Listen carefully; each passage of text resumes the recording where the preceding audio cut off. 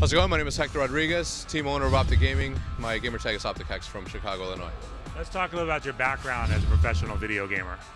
I consider myself a professional video gamer because I make a living off of video games. As far as being a professional pro gamer, that's a completely different story.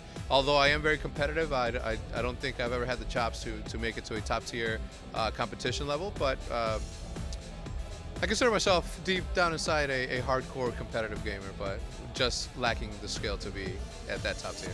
But talk about your esports job. So I'm the owner and CEO of Optic Gaming. My daily duties include everything from being a salesperson, pitching my team to everybody that I come across. Also am a house nanny. I make sure that everything at the team house is well taken care of. What else? I'm a babysitter of sorts with all my players, making sure that all the daily content is being created and they're doing the best. They're taking the best opportunity that they can and creating all the content that they can possibly can. What role do you feel having a gaming house has played in the success?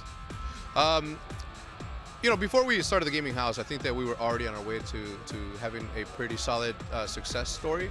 At least for us, we're very proud of what we accomplished. The house just gave us an opportunity to continue to grow our brand and continue to grow off of each other. When you have like-minded individuals working together on the same thing every single day, that obviously helps a lot. How have you seen the Call of Duty tournament championship expand over the last 3 years? Well, thankfully, Activision and Xbox have stepped up big time for Call of Duty. We understand that we're still a small percentage of the big picture when it comes to Call of Duty, but it's growing so fast that I'm really glad that they're taking the time to put up events like this one. The explosion that we've seen in the last couple of years has been amazing. We've been a huge part of the growth. You know, we've done it organically, which is most important for us. But you know, overall, I'm very pleased with the way they've been supporting us. Right across the street at Staples Center, they sold out last year for League of Legends. We're seeing esports. Dota 2 is going to be at a soccer stadium. What role do you feel those kinds of things are playing in crossing over to the more mainstream? I think I mean, obviously numbers don't lie, right? And when we're already beating, you know, NASCAR and, you know, the Rose Bowl on online viewership, I think that speaks loud, right? It's loud as anything else can be. You know, actions are often speak louder than words, and in this case, it's just true to a story, right? We're here, we're not playing around, and the viewership is as rabid as any other sport out there. So it's only a matter of time before we cross over to real mainstream media. What impact do you feel having sponsors like Coke and American Express and Dr. Pepper and these kind of big brands get involved in esports?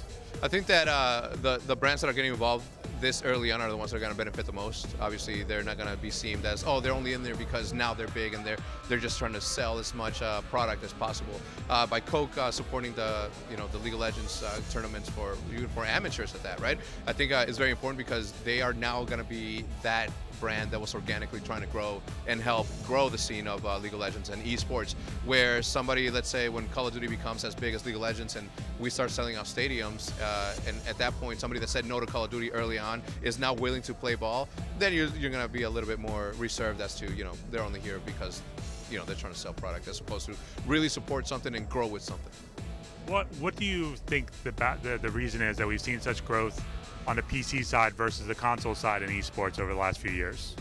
Well, I think that the major influx in viewership for PC gamers is the fact that the developers are really backing them to the fullest extent. Obviously, Activision has been doing a very good job of putting on the event, and that's a small start. But when they start promoting it on the login screen, the way that Riot does, the way that Blizzard has done with StarCraft, I think that it's a lot easier for fans that aren't necessarily competitive fans to have easily accessible things to watch when they come to an event. Because as much as you are a fan of Call of Duty just to be a fan of Call of Duty, you're always going to be curious as to see how big of a difference there is from the top 1% to your personal level of skill.